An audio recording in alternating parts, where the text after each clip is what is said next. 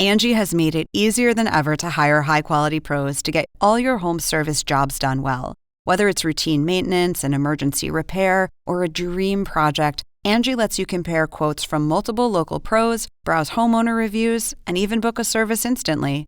Angie's been connecting people with skilled pros for nearly 30 years. So the next time you have a home project, bring it to Angie to get your job done well. Download the free Angie mobile app today or visit Angie.com. That's ANGI.com. Hi, I'm Angie Hicks, co-founder of Angie. When you use Angie for your home projects, you know all your jobs will be done well. Roof repair? Done well.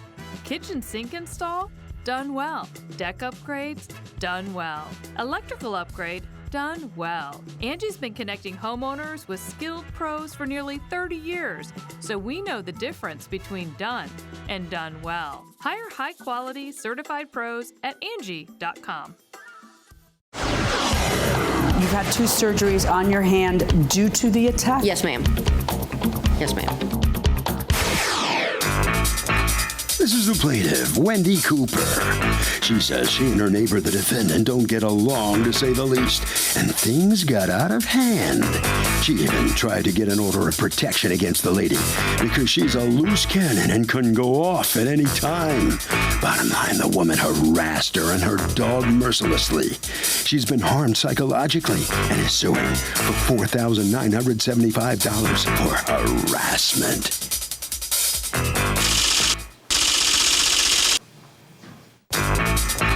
This is the defendant, Melanie Carducci. She says the plaintiff's nothing but trouble, and living next to her was like a nightmare that never ended.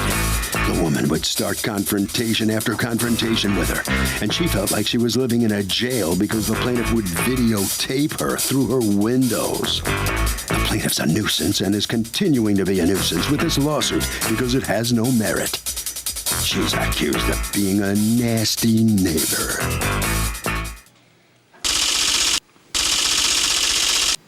All parties, please raise your right hands.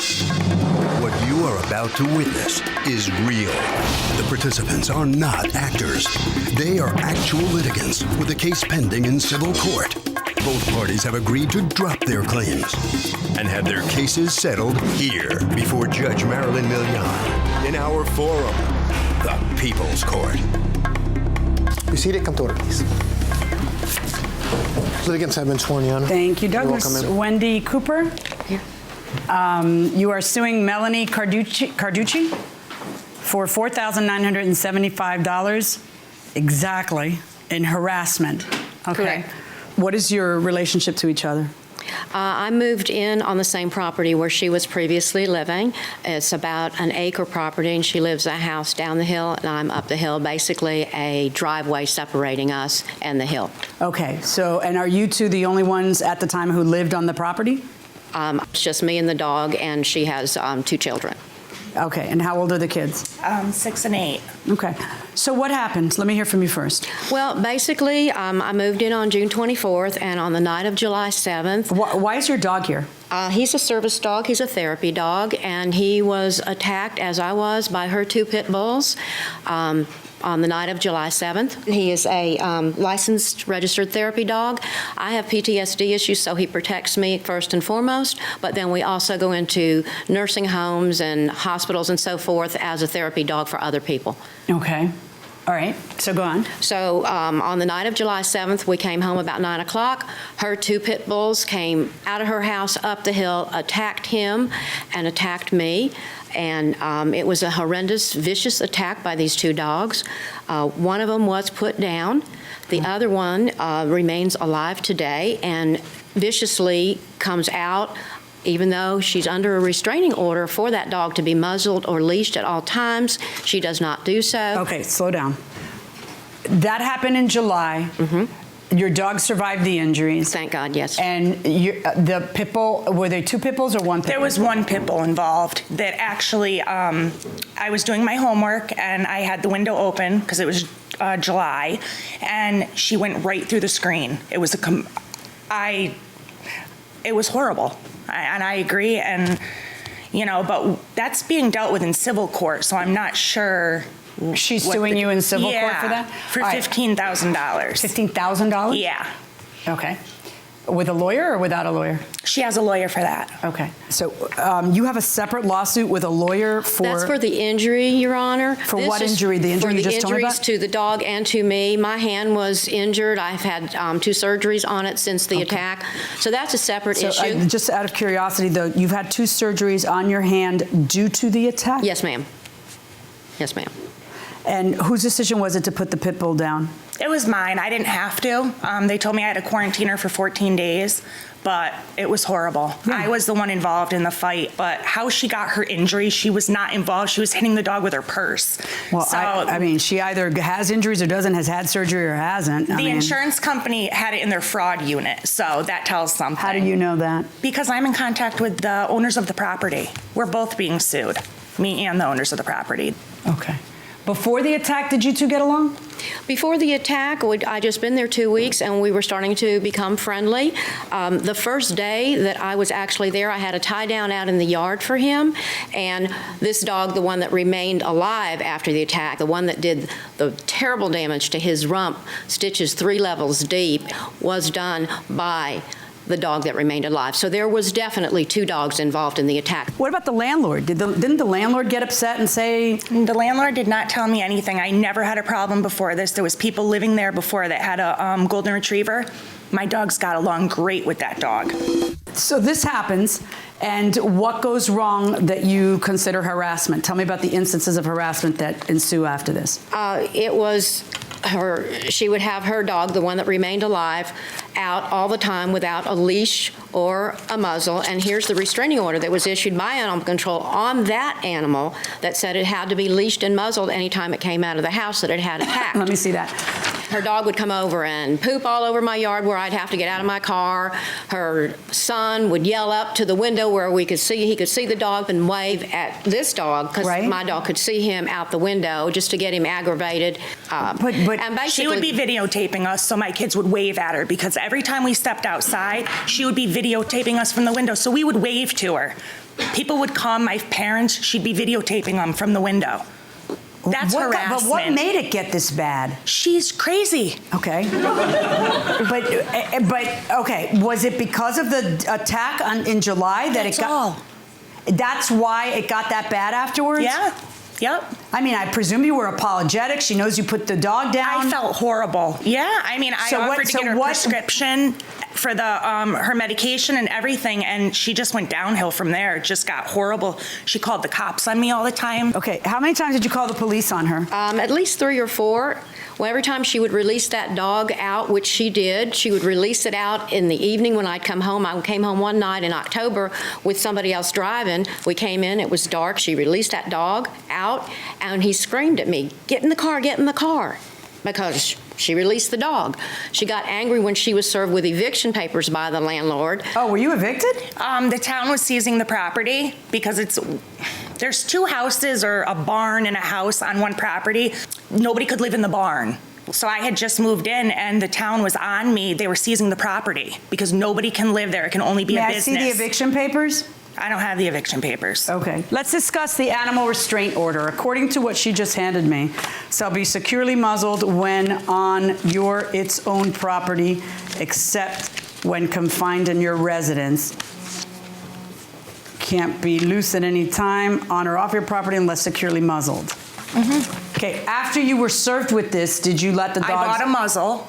The muzzle didn't work, so I had him on a leash. Okay. So the answer is yes, the dog was unmuzzled, but according to you, on a leash. And I presume that the reason that you're being videotaped is because, according to you, I'm going to see videotape of the dog roaming around, neither with a leash nor with a muzzle. Correct, Your Honor. All right. Can we put that up on the screen, please? There's the dog right there, I believe. Yep, right there. Running around. Yeah. Leash. Okay, but why is that okay? Why are you saying yeah? Why is Okay, no, it's okay. It was never enforced that I had to have the dog on a leash. Here, I lived sit. there for all that time until I was served with the order. Restraint order. Right. When I was served with that, I put my dog on a leash. It's okay. Hey, sit. I'm just asking whether you followed the restraint order or not. That's the basis of a Yes, I harassment did. claim. Right, except for that you're telling me, well, I had her on a leash but not a muzzle, and that's already not following it. Were these all taken on the same day? No, they were not, Your Honor. Did either of you ever seek the assistance of the landlord to try to figure this out? I did speak with the landlord, and her response to me was, Melanie's dog, Melanie's problem, quote unquote. The landlord and she were not on the best of terms when she stopped paying the rent, so. Was it non-payment of rent, or was it the rezoning? Or the zoning? I stopped paying rent in August because they were seizing the property, and I had to save money When to did get you a new move out? place.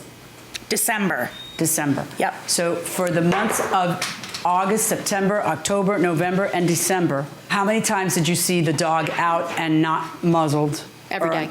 Every day? Every day, yes, ma'am. And every day did you call the police or animal control to come and get the dog? No, I did not. Animal control told me that he wrote the restraining order, but he could not enforce it unless go he to court to actually enforce it. saw it. Right. I did take out protective orders, and basically what the judge told me was the protective orders for civil don't cover a dog being used as a weapon, basically. Even though she... Well, I don't know if it's rational to say the dog was being used as a weapon. I was terrified. I think she hates you and is happy to put you in distress if that's what you're... I think that she feels like you are making her life hell, so she's returning the favor. I can also see that the dog is out a lot. Did you abide by this order, or did you let the dog out anyway?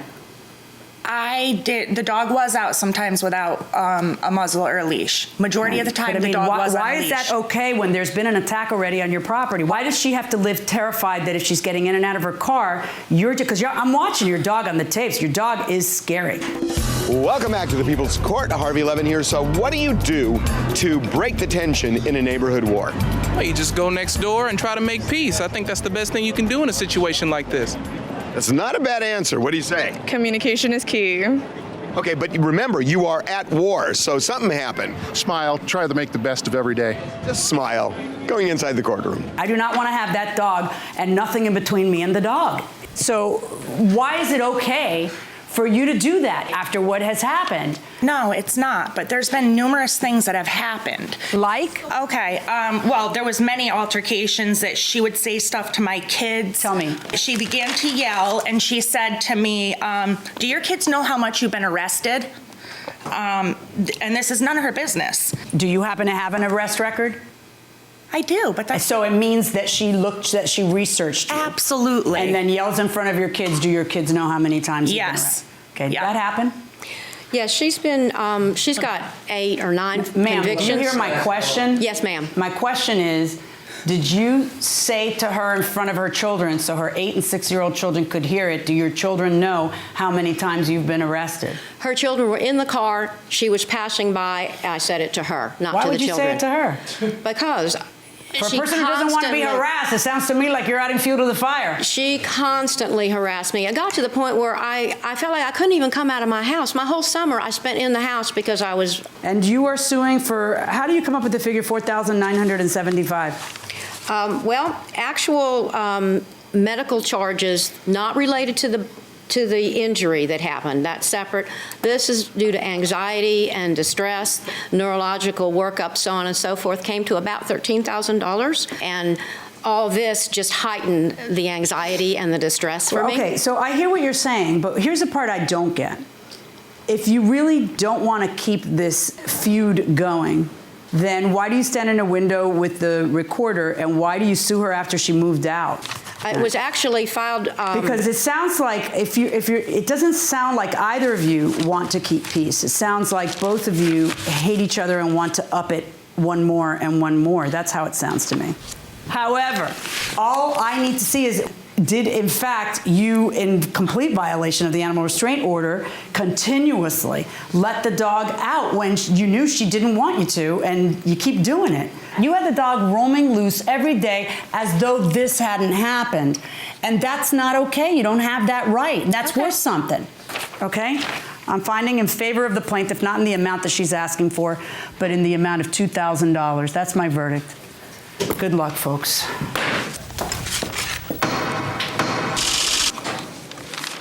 All right, so $2,000 for the plaintiff harassment. What's your reaction? I just want her to leave me alone. That's my reaction. I don't think she deserves it, but she harassed me just as much as I harassed her. I'm just glad it's over, and I'm out of there, and... Okay, all right. Head right down this way. Yes, right in here. Come on in. Thank you.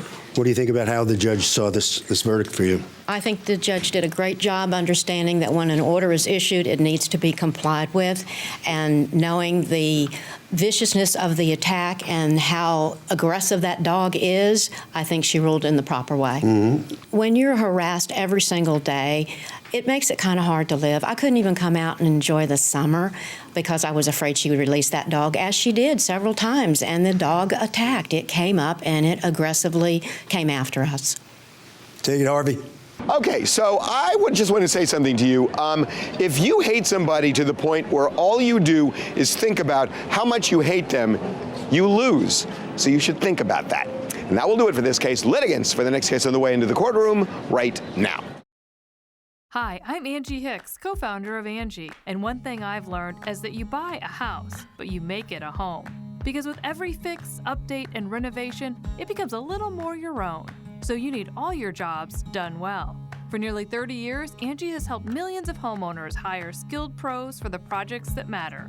From plumbing to electrical, roof repair to deck upgrades. So leave it to the pros who will get your jobs done well. Hire high-quality certified pros at Angie.com. These are the plaintiffs, Samantha Bruno and Dennis Nash. Samantha says they hired the defendant to do a house inspection on a new house they were buying. And the inept guy told them the house looked fine. He issued a report stating normal wear and tear, so they closed on the house. Well, it turns out the roof was shot and illegal, and the oil tank was rotted out and an environmental hazard. Well, it was the defendant's job to catch these things, and he didn't. So now they're suing him for $5,000, the amount it's going to cost them to fix the things he missed.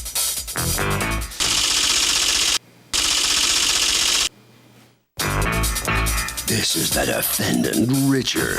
He says he most certainly noted the problems with the roof, the oil tank, and a laundry list of other things that were in bad shape.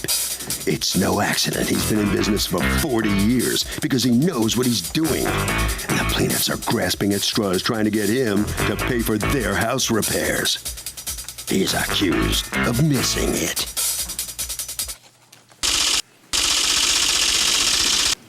All parties, please raise your right hands. Welcome back to the People's Court. Next case in the docket, the plaintiffs hired the defendant to do an inspection on the house they bought, but the roof turned out to be a total mess. The defendant says he noted the roof problem, so tough. It's the case of All About Eves. Thank you, Douglas. Samantha Bruno and Dennis Nash. Yes. You are suing Richard's company, his home inspection company. You don't want your last name used nor the name of your home inspection company, sir? That's correct. Okay. For $5,000, you say you're out actually more than that in repairs you had to make because he didn't spot him. Tell me what, according to you. So tell me what happened. Okay, so on August 25th, 2015, Richard came and did our home inspection when we... How did you get his name to hire him as a home inspector? The real estate agency. Mm-hmm. So he came and did the home inspection. Was the realtor representing you or the seller? Us. Okay. So then he said everything was okay with the house. The major problem... I'm sorry, he said everything was okay with the house? Mm-hmm. I assume he issued a written report. Yes. Yeah, I see the report. Yeah. So go on. So that was like the major things that he told like us and our parents were there too. So you seem so young to be buying your first home. Good for you. Yes. Yeah. Were you doing that all on your own, or who are the gentlemen behind you? Our dads. Oh, jeez. Okay. Were you doing that with a little help from your friends, or were you doing that on your own? Good for you. Yeah. Okay. How old are you? 22. Oh, and 24. That's really young. Yeah. Did you get a good deal at the time? Yeah, we did. Okay. I mean, you said you had an inspection period within which you could just cancel the deal, right? That's usually how it works. Yes, right. Because Right. So really, you have leverage during that inspection period where you can. I assume that your fathers were guiding you. It's your first house, but not there. Yeah. All right. So you could say to them, "Well, fix this, or else I'm pulling out." Yeah. Right. But were other people looking at the house too? Yes. Yes. Okay. Yeah. So you weren't going to say boo. All right. So what ends up happening here? Okay. So then we moved in on October 30th, and then we were setting up our oil company. And on the 14th, they came to do like their inspection, and for us to sign like all the paperwork. When they came, they told us that we were put on the no oil delivery list because the oil tank was rotted at the bottom. The legs were buckled. Okay, hold on one second. I'm a Florida girl. You're talking about what? The oil tank, like on the side of the house. Ours is outside on the side of the house. Okay. So he said that he had an obstructed view because there was lattice around it, and I understand he can't move it, but lattice is see-through. So when the oil people came to look... Well, what did he say? He didn't say there's an obstructed view because there's lattice. He just said my view was obstructed. Right. I think he said there was like minor rust observed.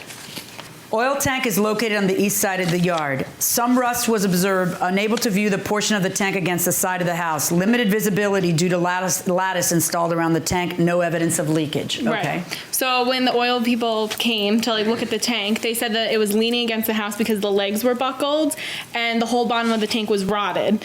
So they actually wrote a statement saying that we weren't allowed to get on the oil delivery list. They wouldn't give us oil until we replaced the entire tank. Can I see that? Yep. And then the invoice is attached to the back.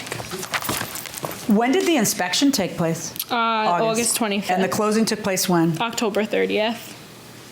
Were you able to see the thing leaning against the house when you bought the house? Oh, yes, yeah. Okay, so you saw that it was leaning and that didn't raise a flag to you? I didn't know. Like, we trusted. Okay. We put and our was trust it leaning in him. when you looked at it? Yes or no? No. It was pushed up too close to the house? It was set up right up against the house. But upright? Correct. Do you have pictures? No. Don't you take pictures when you go through? No, I don't. Okay.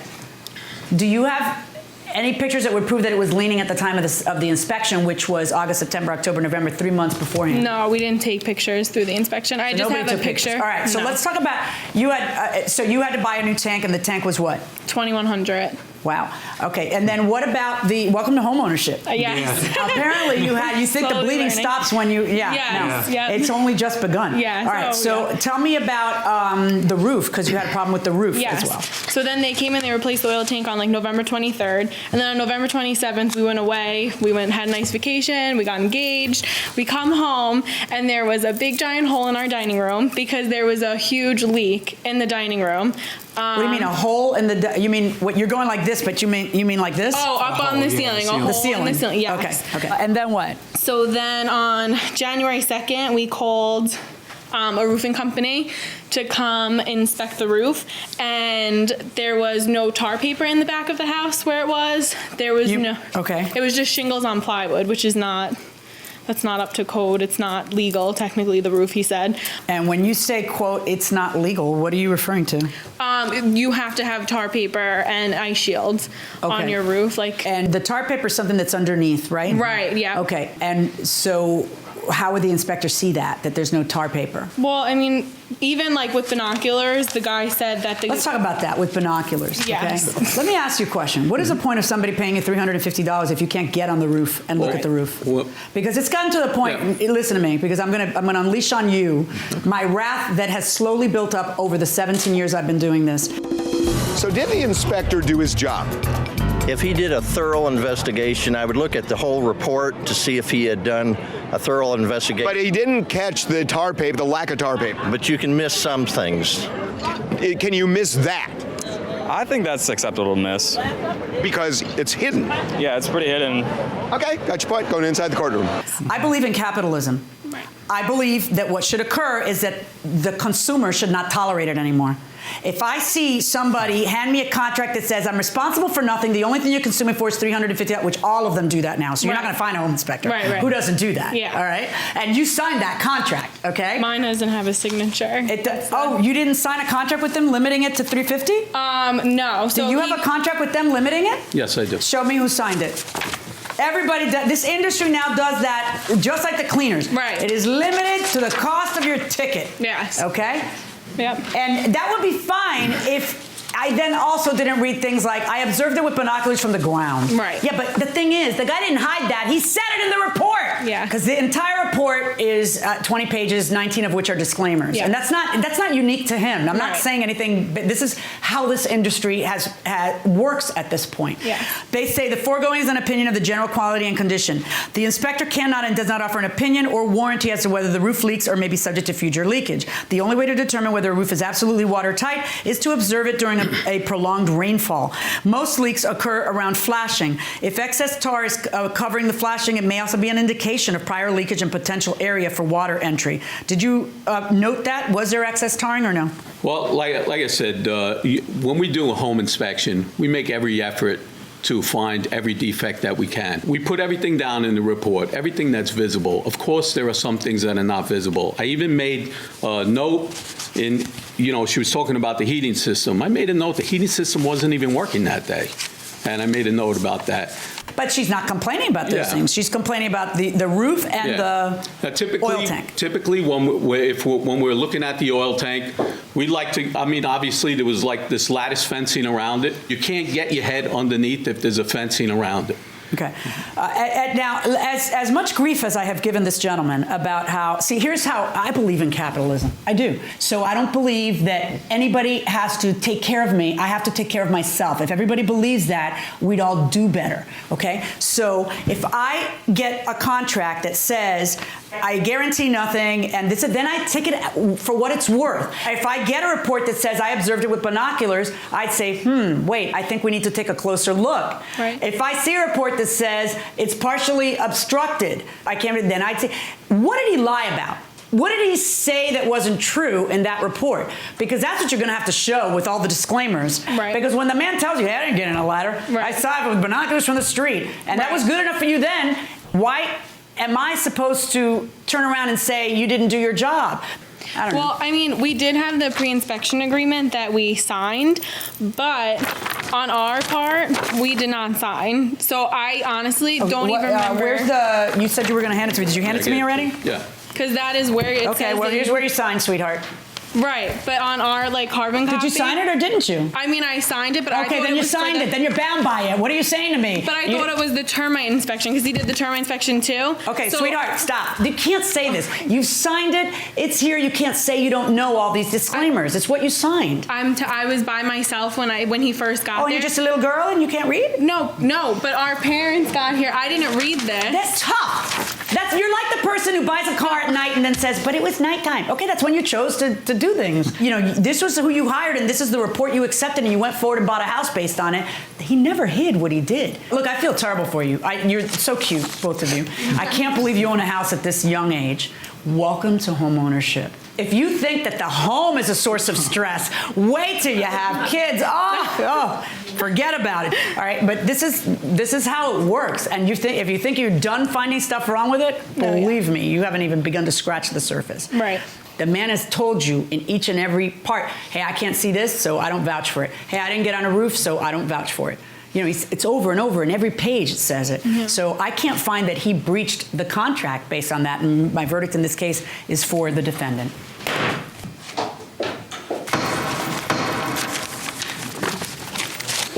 Well, here come the plaintiffs, the young homeowners. What do you have to say about I don't know. I just feel like I feel like we were just taken advantage of. Yeah. Like he knew we were first-time home buyers, young, so and he really didn't do his job correctly. Right, so you two were a little naive going into the process, and what have you learned then?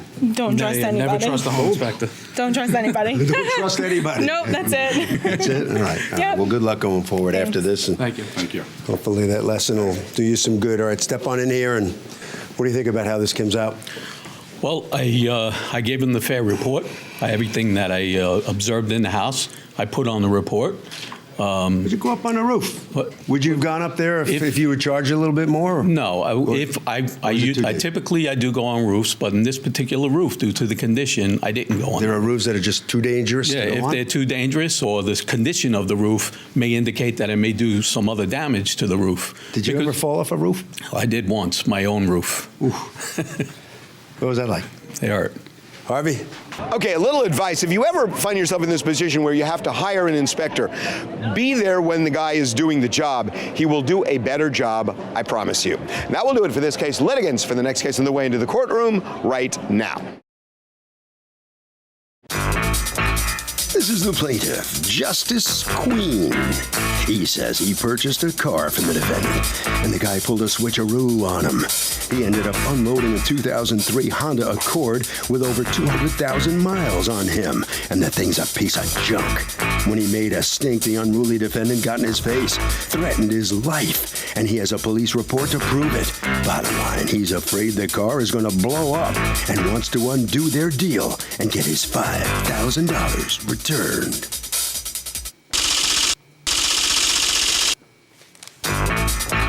This is the defendant, Mike Lanace. He says he sold the plaintiff a perfectly good car with 235,000 miles on it, gave him a warranty, and doesn't owe him a red cent. The man's just trying to back out of the deal by making up all these lies. The judge will surely see through him, and the plaintiff will leave here with the same thing he walked in with. Nothing. He's accused of unloading a lemon.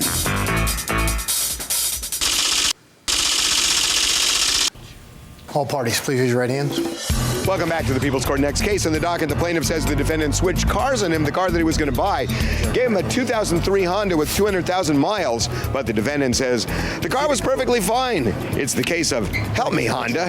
Thank you, Douglas. You're welcome, ma'am. Okay, Justice Queen? Yes. You are suing Quality Auto Sales and Services Incorporated, represented here by Mike Lanace? Yes. Okay, you're the owner?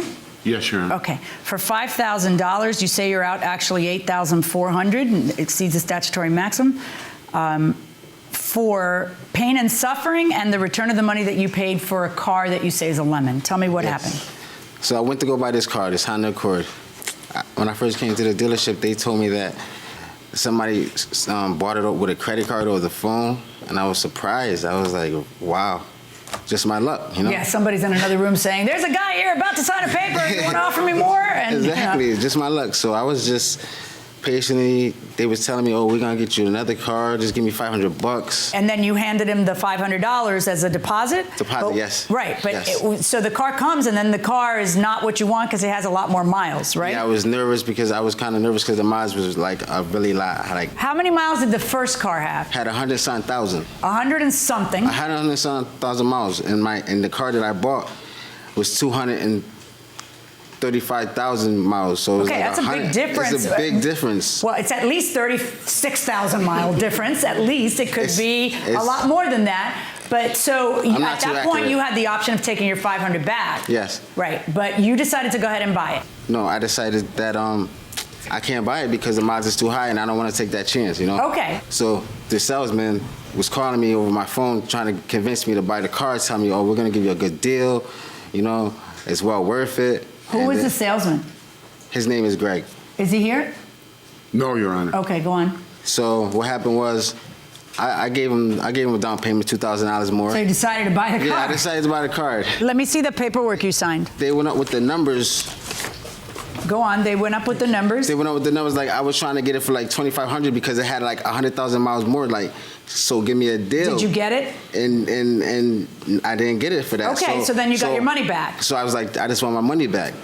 They told me I can't get my money back. I'm like, I don't even have Who told you that? The owner. You told him he couldn't get his money back? Your Honor, he purchased the car from us. That's the second car or the first? No, this is the first car. Oh, the first He changed his mind. He didn't want it. He called us up. Okay. And we told him, said, listen, there's no problem. You could change your mind, but your deposit's non-refundable. Okay, it's so on the all deposit, my paperwork. Okay. I have signs in my dealership. Show me the paperwork from the first transaction from the first Honda. I don't have it. Why don't you? Because that was a voided deal. Okay.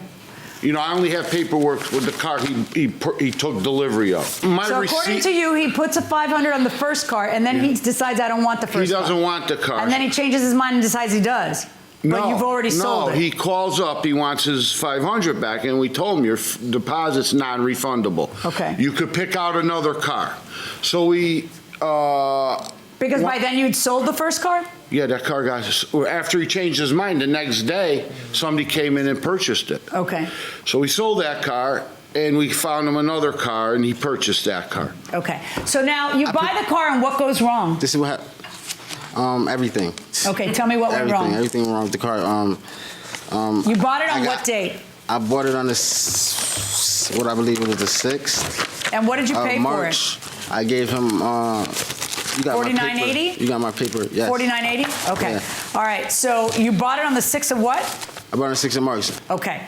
So you pick up the car and you bring it back to be, and they give you a warranty that is as follows: 1 year, 12,000 or 12,000 miles, whichever comes first, on motor, transmission, differential, on a 50-50 basis, all work done in our shop. So that's the warranty he gives you. And so what happens?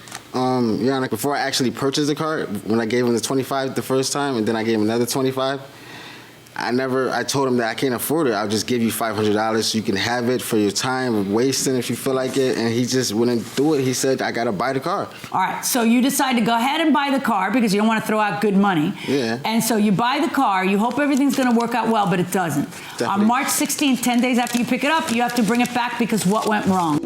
So would you ever buy a car with 200,000 miles on it? That's a mix of who signed the warranty, the documented repair history. Would you buy a car with 200,000 miles on it? Depends on the cost. Okay, would you ever buy a car with 200,000? No, because I don't know the reliability of the car. Okay, 200,000 miles?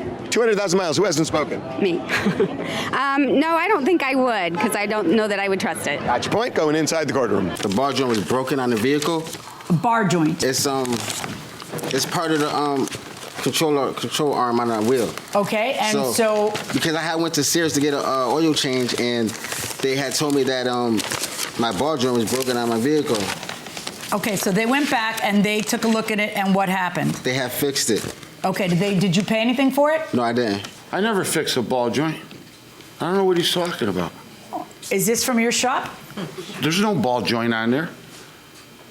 Ball joint. Where? How do you know what I'm looking at? Where does it say ball joint? Point out to him where it says ball joint in the middle. What's that say? Read it. What's that say? Read it. We write that down when he told us. No, read it. That ain't what we fixed, Your Honor. Read what you wrote. I didn't write that. Who wrote that? Ask him. I don't know who wrote it. Why don't I ask you, since it's when your you bring your car in, shop. you tell. Are you going to yell at me? No, you tell Take it down like 12 notches. Okay. It's on your paperwork. Why? Because he said it needed a ball joint. So we write it, the diagnosis. We write down the self-diagnosis. Yeah. That's why Now it says ball joint. Is that so hard? No, but you were accusing me of putting a ball joint. No, you're accusing me of making up the word ball joint, and it didn't say it. It did. I didn't see that. Didn't it say it? It did. All right, give me that paper back. I'm sorry. All right, so now that happens, and then when's the next time you have to take it to them? What happened the next month, my daughter got stuck in a seatbelt, so I was wondering what was going on, so I had to bring the car back. They had it for like 2 days, but they didn't give me the receipt. So I did some homework, and I called Honda Watertown, and they told me that there's a recall on the vehicle. So that was the reason why she got stuck in the seatbelt, because the airbags wasn't like working together. Right, okay. So did you bring the car in to them so that they could do the recall work? Yes. Okay. Right, not to me, Your right Honor. here. No, not to you. It shouldn't bring it to you. It should bring it to Honda. Okay, go ahead. Yeah, so So then what happened? So I'm still waiting for the other airbag. Okay. Because they didn't have it at the time, so I can't really like have my children in and stuff like that. So I'm just not really driving. I know you bought a car with 235,000 miles on it with a specific warranty. How am I supposed to tell him not only give the guy his money back, but pay him an additional $3,500 in pain and suffering because he ended up buying too old a car and he wasn't in for all these repairs that apparently are coming up? Your Honor, he sold me a lemon. I think he knew that because all of this is just adding up to it. Okay, the word lemon, I need you to understand something. You didn't buy a new car, you bought a 12-year-old Honda with 235,000 miles that's been rode hard and put away wet. Okay, you paid $4,980. I don't know why. Well, I don't know what the Blue Book value is, but I cannot imagine it was that high. What was the Blue Book value on this car? Probably higher, Your Honor. You think?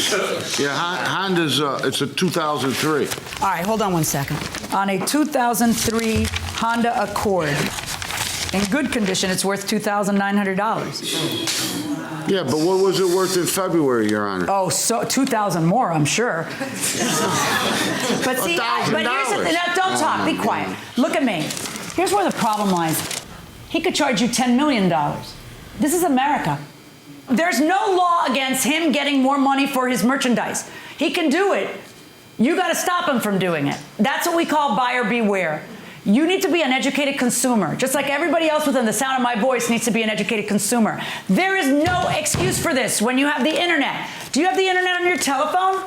It's for information. Yeah. So you look at the blue book value, you look at a seller, and you say, are you kidding me? No, I'm not going to buy that car, and whatever. And then you just let your 500 go, and then you'd have been in a much better position. No, but I did. That's when after I gave him 2,500, and then I told him I can't buy the car. No, that's different. You signed a contract. They're right. They're legally correct. You can't back out of it.